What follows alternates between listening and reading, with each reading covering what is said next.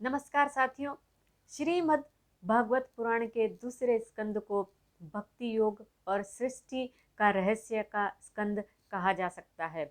यह स्कंद मुख्य रूप से राजा परीक्षित के पुत्र जन्मेजय और महर्षि शुकदेव के बीच हुए संवाद के रूप में आगे बढ़ता है, जिसमें जन्मेजय अपने पिता की मुक्ति और आत्मज्ञान के बारे में प्रश्न पूछते हैं। इस स्कंद को मोटे तौर पर 4 प्रमुख भागों में बांटा जा सकता है। इससे पहले अगर आपने चैनल को सब्सक्राइब नहीं किया है तो अभी कर लीजिए, ताकि भागवत पुराण के सभी स्कंद आप तक बिना विलंब के पहुंच सके। तो पहला, जन्मेजय की जिज्ञासा और शुकदेव जी का उपदेश। दूसरा, विराट पुरुष यानी कि भगवान विष्णु और सृष्टि की उत्पत्ति का वर्णन।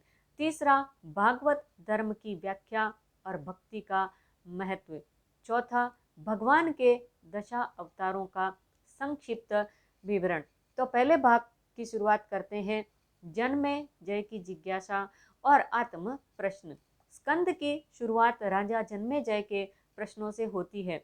वे महर्षि सुखदेव से पूछते हैं कि उनके पिता राजा परीक्षित ने अपने अंतिम 7 दिनों में क्या किया और क्या सुना जिससे उन्हें तत्काल मोक्ष की प्राप्ति हुई। वे यह भी जानना चाहते हैं कि सामान्य मनुष्यों के लिए मोक्ष प्राप्त करने का सबसे सरल और प्रभावी मार्ग क्या है।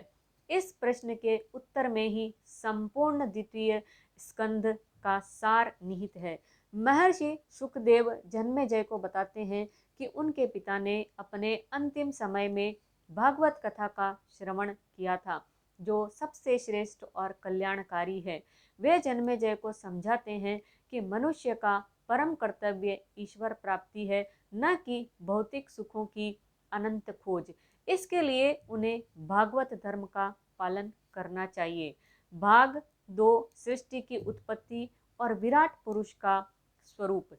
यह भाग इस स्कंद का दार्शनिक केंद्र है। शुकदेव जी ब्रह्मांड की उत्पत्ति का वर्णन करते हुए विराट पुरुष के स्वरूप की व्याख्या करते हैं। वे बताते हैं कि सृष्टि के आरंभ में केवल एकमात्र ब्रह्मा परमात्मा ही विद्यमान था। उसी ने अपनी इच्छा से इस सृष्टि की रचना की। वे कहते हैं कि संपूर्ण ब्रह्मांड भगवान विष्णु के विराट स्वरूप का ही एक प्रकट रूप है। समस्त तारे, ग्रह, नक्षत्र, दिशाएं, पंचभूत यानी कि पृथ्वी, जल, अग्नि, वायु, आकाश, सभी उसी विराट पुरुष के अंग हैं। उनकी आंखें सूर्य और चंद्रमा हैं, श्वास वायु है, नाभि से समस्त जल निकलता है और पृथ्वी उनके चरणों की धूलि है। इस विवरण का उद्देश्य यह समझाना है कि ईश्वर और उनकी सृष्टि अभिन्न है। जो कुछ भी हम देखते, सुनते या अनुभव करते हैं, वह सब उसी परम सत्ता का अंश है। इसलिए संसार में किसी भी वस्तु से मोह या घृणा करना व्यर्थ है।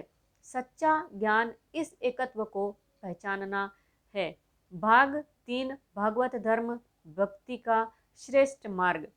शुकदेव जी जन्मेजय को बताते हैं कि इस जटिल युग में ईश्वर की प्राप्ति का सबसे सरल मार्ग भक्ति योग है। वे नवध्या भक्ति के 9 सिद्धांतों का वर्णन करते हैं। पहला, श्रवणम, भगवान की लीलाओं और गुणों का श्रवण करना। दूसरा, कीर्तनम, भगवान के नाम और गुणों का गान करना। तीसरा, स्मरणम, हर समय भगवान का स्मरण करते रहना। चौथा, पाद सेवनम, भगवान के चरणों की सेवा करना, यानी कि प्रतीकात्मक रूप से संतों की सेवा। पांचवा, अर्चनम, भक्ति भाव से भगवान की पूजा अर्चना करना। छठा, वंदनम, भगवान के प्रति समर्पण और विनम्रता दिखाना।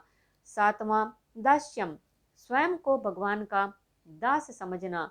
आठवां, सख्यम, भगवान को अपना मित्र मानना।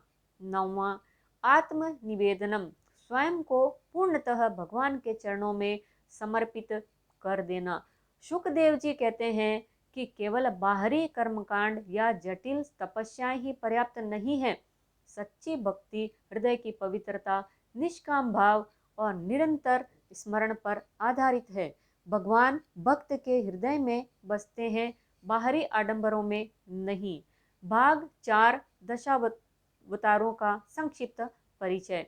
सृष्टि की रक्षा के लिए भगवान के अवतारों का उल्लेख इस स्कंद का एक महत्वपूर्ण अंश है।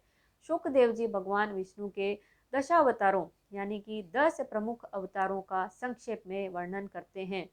पहला, मत्स्य अवतार, प्रलय के जल से वेदों की रक्षा करना। दूसरा, कूर्म अवतार, समुद्र मंथन के दौरान मंदराचल पर्वत को अपने कवच पर संभालना। तीसरा, वराह अवतार, पृथ्वी को रसातल से उबार कर पुनः स्थापित करना। चौथा, नरसिंह अवतार, भक्त प्रहलाद की रक्षा और हिरण्यकशिपु का वध करना। पांचवा, वामन अवतार, राजा बलि से 3 पग भूमि मांगकर स्वर्गलोक की रक्षा करना। छठा, परशुराम अवतार, क्षत्रियों के अहंकार का नाश करना। सातवां, राम अवतार, आदर्श मर्यादा पुरुषोत्तम के रूप में धर्म की स्थापना करना और रावण का वध। आठवां, कृष्ण अवतार, कंस का वध, महाभारत के माध्यम से गीता का उपदेश देना और भक्ति का प्रसार करना। नौवां, बुद्ध अवतार, पशु बलि जैसे कर्मकांडों का खंडन और अहिंसा का संदेश देना। 10वां, कल्कि अवतार, भविष्य में कलयुग के अंत में अधर्म का नाश करते सतयुग की पुनः स्थापना करना। इन अवतारों के वर्णन का उद्देश्य यह दिखाना है कि जब जब धर्म की हानि और अधर्म की वृद्धि होती है, भगवान स्वयं या अपने अंशावतारों के रूप में पृथ्वी पर अवतरित होते हैं ताकि धर्म की रक्षा और सद्भाव बहाल किया जा सके। निष्कर्ष यह है, मन की शुद्धि और भक्ति का संदेश। द्वितीय स्कंद का समापन इस मूल संदेश के साथ होता है कि मनुष्य को चाहिए कि वह अपने मन को भगवान के चरण कमलों में लगाए। बाहरी दुनिया की अनिश्चितताओं और दुखों से मुक्ति का एक मार्ग भगवान का स्मरण है। शुकदेव जी कहते हैं कि जिस प्रकार राजा परीक्षित ने अंतिम समय में इसी पवित्र कथा को सुनकर मोक्ष प्राप्त किया, उसी प्रकार कोई भी व्यक्ति चाहे उसका जन्म किसी भी वर्ण या वर्ग में क्यों न हुआ हो, यदि सच्चे हृदय से भगवान की शरण लेता है तो वह इस संसार के बंधनों से मुक्त हो सकता है। इस प्रकार श्रीमद् भागवत पुराण का द्वितीय स्कंद ज्ञान, भक्ति और वैराग्य का एक अद्भुत समन्वय प्रस्तुत करता है, जो मनुष्य को परम लक्ष्य यानी मोक्ष की ओर ले जाने वाला मार्गदर्शक है। हरि ओम।